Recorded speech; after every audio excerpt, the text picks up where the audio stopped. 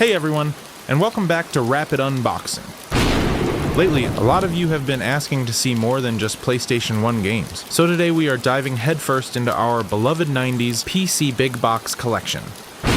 Our first contestant is a genuinely unique, highly underrated dark fantasy masterpiece that holds a deeply personal spot in my heart. Ecstatica II. I must have been only about 6 years old when I first laid eyes on the original Ecstatica. I was over at a friend's house watching his older brother play it. It was terrifying, but at the same time, utterly magical. What caught my eye the most was the graphics. The characters were entirely made out of these strange, smooth little round blobs.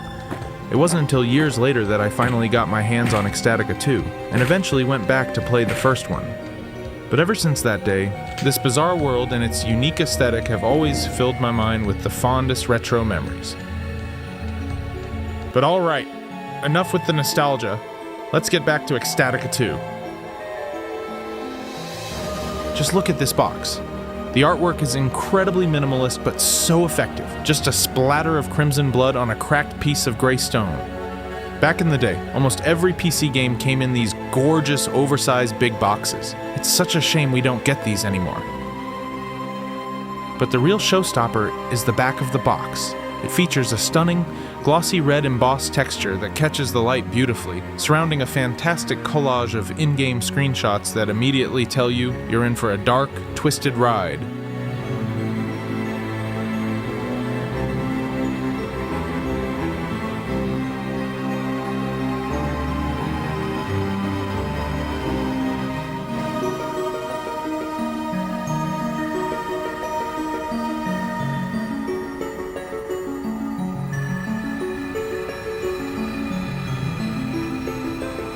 Opening it up, you can see that the entire contents are a true work of art.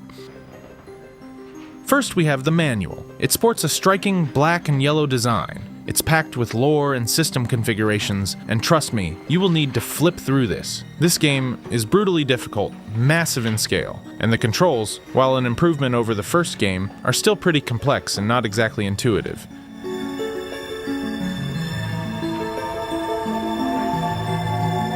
Next up is the CD, and honestly, to this day, I think this is one of the most beautiful CD arts ever made. The cover sleeve mimics the main big box art, but the disc itself features a gorgeous color palette of rich yellow and brown tones, depicting our Ellipsoid hero locked in fierce combat.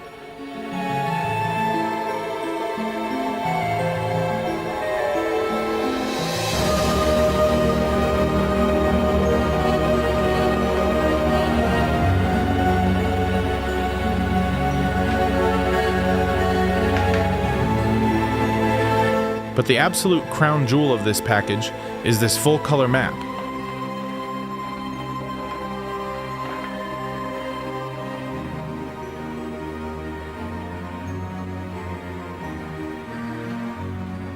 Look at the sheer level of detail. It covers the entire game world with beautiful artwork. I'm pretty sure I spent more time just staring at and admiring this map as a kid than I actually spent playing the game itself. Aside from being gorgeous, it's highly functional. Ecstatica II gives you zero time to get lost. You need to know exactly where you're going if you want to survive.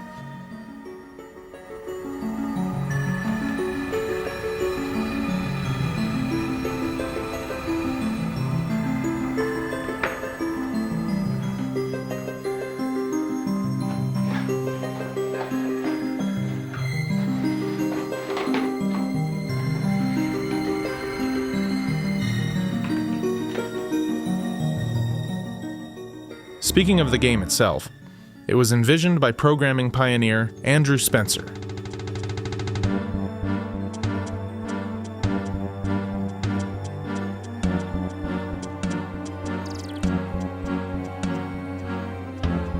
He utilized a highly specialized ellipsoid rendering technique, meaning the graphics weren't made of traditional polygons or vectors, but curved ellipsoids.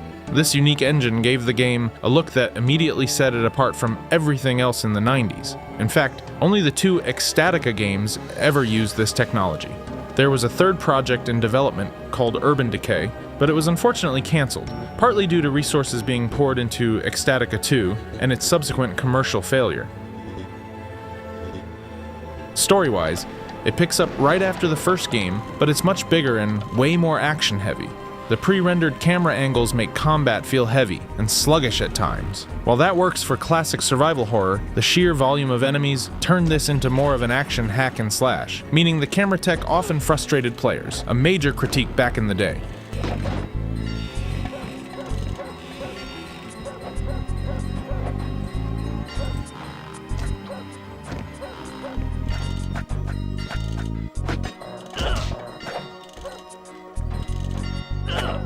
The game keeps you under constant stress, creating an incredibly tense atmosphere that forces you into deep focus, a gripping sensation that very few titles can replicate.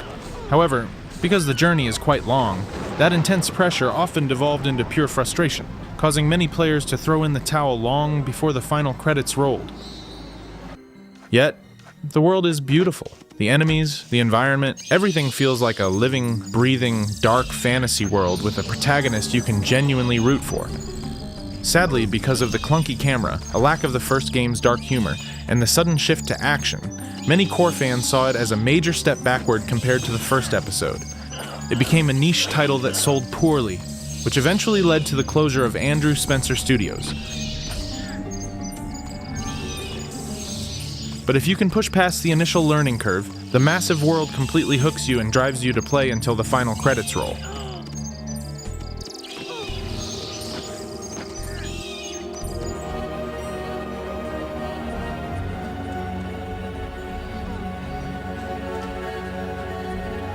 If you've never played it, I highly recommend giving it a shot. The game is so overlooked that you won't even find it on Steam or GOG, so you'll have to rely on either a downloaded disc image or the original physical copy. Ultimately, Ecstatica II remains a forgotten, completely unique artistic experiment from the late 90s, a technically one-of-a-kind, atmospherically unmatched gameplay experience. It's just a tragedy we never got to see Urban Decay. If you enjoyed this rapid unboxing, make sure to slam that like button, subscribe, and hit the bell so you don't miss the next retro treasure we pull from the bottom of the dusty archives. See you next time.